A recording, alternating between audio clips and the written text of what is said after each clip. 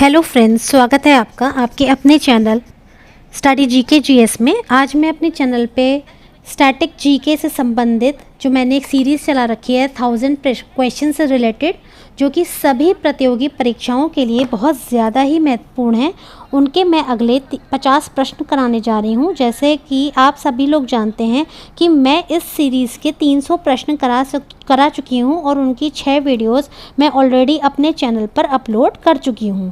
तो आइए अब हम इसकी जो नई अपनी वीडियो है जिसमें कि अगले 50 प्रश्न हैं उनको हम देखेंगे। आप देख सकते हैं ये जो मैंने पुस्तक ली है, ये बहुत ही अच्छी पुस्तक है।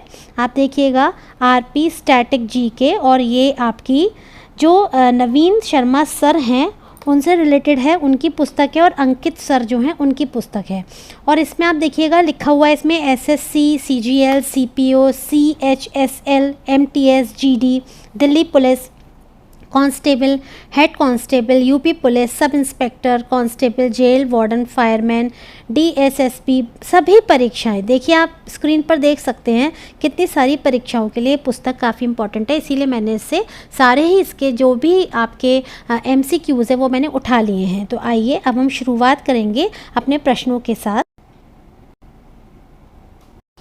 तो देखिए इसमें मैं 300 प्रश्न करा चुकी हूँ, अब मैं 301 प्रश्न से शुरू करूँगी।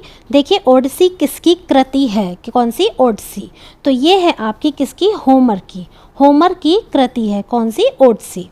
नेक्स्ट है आपकी इंडिया ऑफ माई ड्रीम्स के लेखक कौन हैं? तो इंडिया ऑफ माई ड्रीम्स के जो आपके लेखक हैं वो कौन से हैं? वो हैं आपके मोहनदास करमचंद गांधी।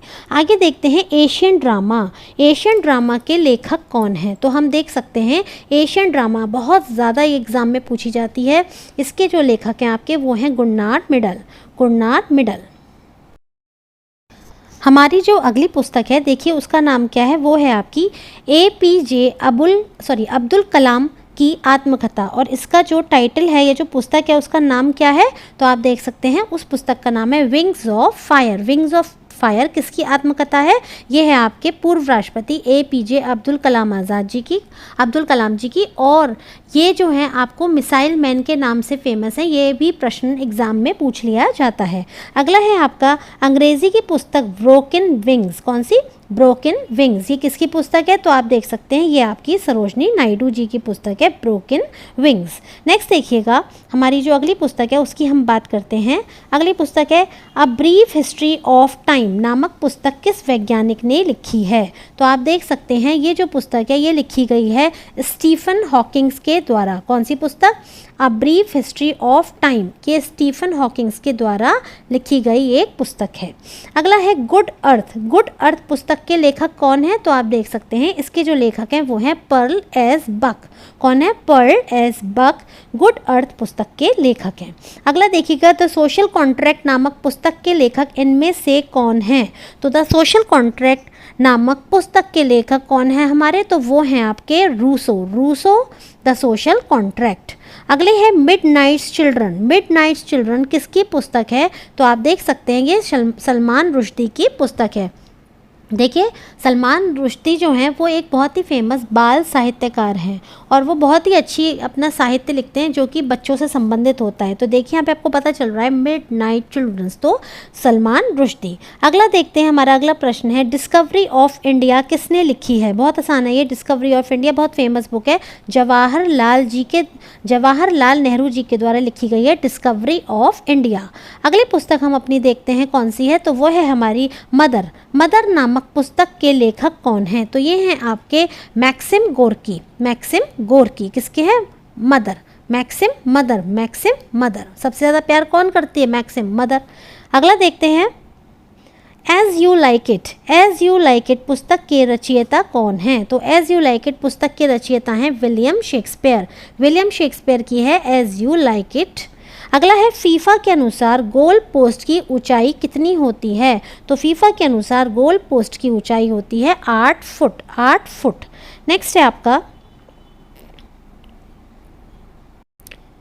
देखिए लाइफ डिवाइन किसकी पुस्तक है, तो लाइफ डिवाइन जो है ये किसकी पुस्तक है, ये है आपकी अरविंद घोष जी की पुस्तक है Life Divine, Aurobindo Ghosh Life Divine Aurobindo Ghosh. India Poverty and Un-British Rule in India, इसके लेखक कौन है, इसके लेखक हैं दादा भाई नौरोजी, यानी दादा भाई नौरोजी की कौन सी पुस्तक है, India Poverty and Un-British Rule in India.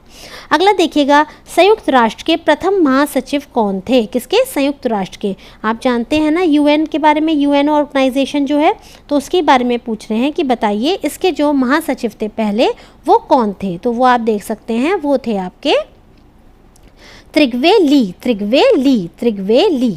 Afghanistan की संसद किसके द्वारा बनाई गई थी, अफगानिस्तान की जो संसद है वो भारत के द्वारा बनाई गई थी। अफगानिस्तान हमारा पड़ोसी देश है, आप सब जानते हैं, और इसकी जो अंतर्राष्ट्रीय सीमा है अफगानिस्तान की, ये एक ऐसा देश है जिसकी सबसे कम सीमा लगती है भारत के साथ। और यदि आपसे पूछ लिया जाए वो कौन सा देश है जिसकी सबसे ज़्यादा सीमा लगती है भारत के साथ, तो वो है आपका बांग्लादेश। ये भी जीएस के बहुत इंपॉर्टेंट प्रश्न हैं जो आपके एग्जाम्स में प्राय ही पूछ लिए जाते हैं। अगला देखिएगा आपका है, बहुउद्देशीय नदी घाटी परियोजनाएं आधुनिक भारत के नए मंदिर हैं, ये कथन किसने दिया है, तो ये जो कथन है ये दिया था आपके जवाहरलाल नेहरू जी ने। अगला है, अंकीय परिपथ द्वारा किस प्रकार की सूचना पद्धतियों को मान्यता दी जाती है, तो देखिए इसका जो उत्तर है, सही उत्तर है वो क्या है, इसका उत्तर है आपका द्विआधारी पद्धति, यानी कि बाइनरी नंबर्स। बाइनरी नंबर्स कौन कौन से होते हैं, 0 होता है और एक 1 होता है।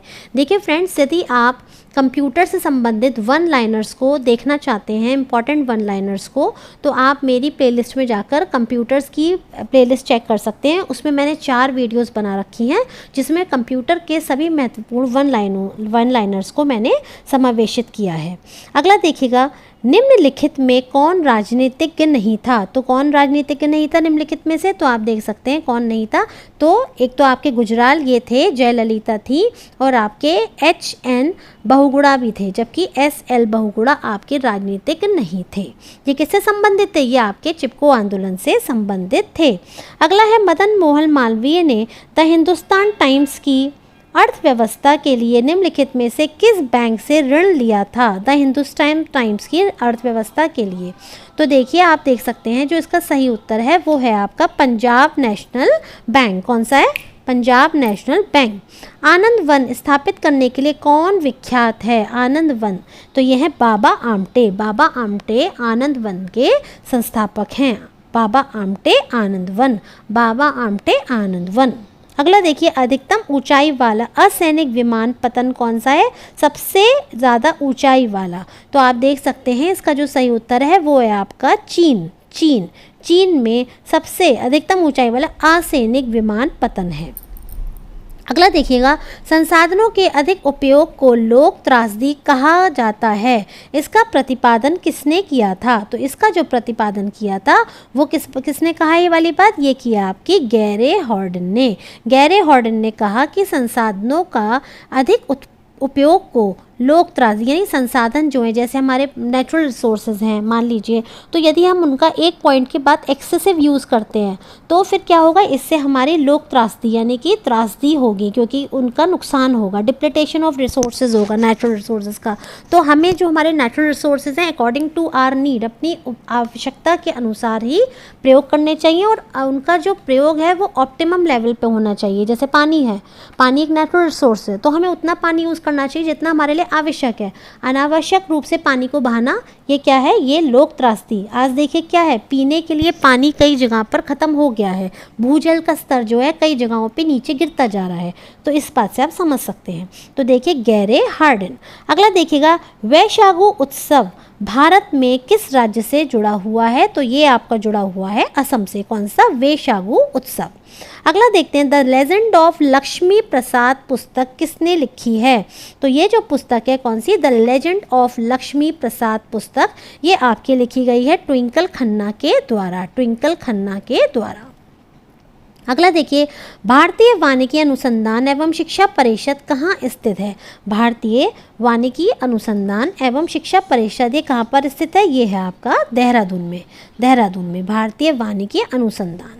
अगला देखिएगा, किस देश में 3 प्रशासनिक, विधायी और न्यायिक राजधानियां हैं? यानी 3 राजधानियां उस देश की, अलग अलग राजधानियां हैं, कौन कौन सी है? देखिए कौन सा देश है, सबसे पहले समझ लीजिए। तो ये है आपका दक्षिण अफ्रीका। इसकी 3 राजधानियां हैं, कौन कौन सी? प्रशासनिक है, एक विधायी है और एक न्यायिक है।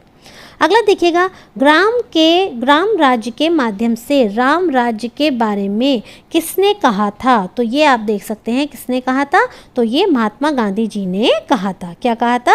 ग्राम राज्य से राम राज्य की ओर। अगला देखिए, टी एच विनायक राम का संबंध किससे है? टी एच विनायक राम का संबंध किस वाद्य यंत्र से, मतलब ये कौन सा वाद्य यंत्र जो था उसको बजाते थे? तो ये इनका संबंध है आपका घटम से, घटम, ठीक है, घटम से।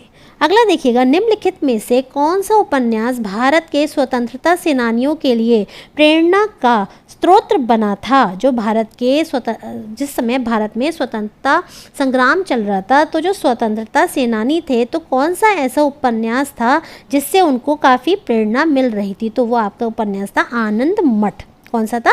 आनंद मठ। और आनंद मठ किसने लिखा था? आनंद मठ लिखा गया था श्री बंकिम चंद्र चटर्जी के द्वारा, और उसी में उन्होंने गीत लिखा है वंदे मातरम। कौन सा? वंदे मातरम। आगे देखते हैं, अगला प्रश्न देखते हैं हम, केंद्रीय खाद्य प्रौद्योगिकी अनुसंधान केंद्र। तो ये जो है आपका सेंटर, कौन सा? CFTRI, ये कहाँ पर है आपका? तो आप देख सकते हैं ये है मैसूर में। कहाँ पर है? मैसूर में।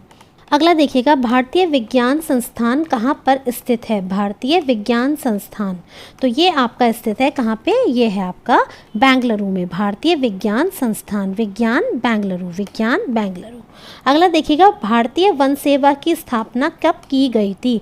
तो भारतीय वन सेवा की स्थापना की गई थी 1 जुलाई 1966 को। भारतीय वन सेवा की स्थापना की गई थी 1 जुलाई 1966 में। अगला देखते हैं, संगराई भारत के किस राज्य का एक लोक नृत्य है? कौन सा? संगराई। संगराई कहाँ का लोक नृत्य है? तो आप देख सकते हैं ये है त्रिपुरा का, त्रिपुरा संगराई। अगला देखिए, current and convectional in autobiography निम्न में से किस व्यक्ति की आत्मकथा है? तो ये है VK सिंह की। किसकी?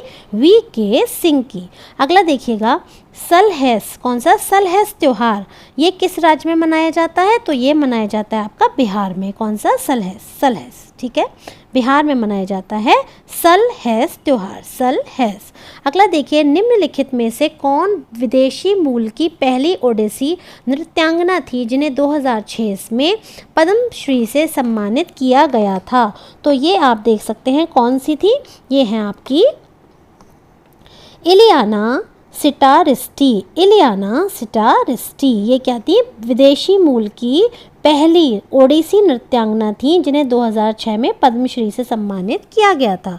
तमिल समर देव मुरुगन की पूजा समारोह के दौरान भक्तों द्वारा निम्नलिखित में से कौन सा नृत्य प्रस्तुत किया जाता है? कहाँ? तमिल समर देव मुरुगन की पूजा, इसमें कौन सा नृत्य प्रस्तुत करते हैं जो आपके जो भी भक्त होते हैं? तो वो होता है कावड़ी आट्टम। कौन सा? कावड़ी आट्टम, कावड़ी आट्टम। अगला है, भारत का राष्ट्रीय खेल दिवस कब मनाया जाता है? तो ये मनाया जाता है 29 अगस्त को। और 29 अगस्त को क्या होता है? मेजर ध्यानचंद जो खेल के हॉकी के जादूगर कहे जाते हैं उनका जन्म दिवस होता है, इसीलिए इस दिन हम राष्ट्रीय खेल दिवस मनाते हैं। अगला है, गणगौर एक भारतीय त्यौहार है। कौन सा? गणगौर। तो गणगौर जो है आपका ये किस राज्य से संबंधित है? ये संबंधित है आपका इससे राजस्थान से। किससे? गणगौर राजस्थान से संबंधित है। अगला है, लाहो।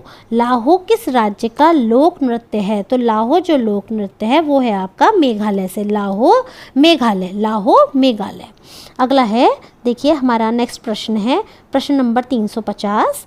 ये है आपका फियरलेस गवर्नेंस। कौन सी? फियरलेस गवर्नेंस पुस्तक की लेखक या लेखिका कौन है? बहुत ही महत्वपूर्ण पुस्तक है और ये किसकी है? ये है आपकी किरण बेदी जी की पुस्तक है फियरलेस गवर्नेंस। देखिए इसी के संग आज मैंने ये अगले आपके 50 प्रश्नों की वीडियो करा दी है। बहुत इंपॉर्टेंट प्रश्न है और मैं आपसे माफ़ी भी मांगना चाहूँगी कि आज पता नहीं कैसे इस वीडियो की जो मेरी बहुत क्लियर नहीं है इसकी आज रिकॉर्डिंग, और काफ़ी कहना चाहिए कि ख़राब आई है, लेकिन मेरे पास दूसरा विकल्प नहीं है इस वक्त मौजूद, इसीलिए मुझे मजबूरी में इसी पे ही वीडियो बनानी पड़ी है।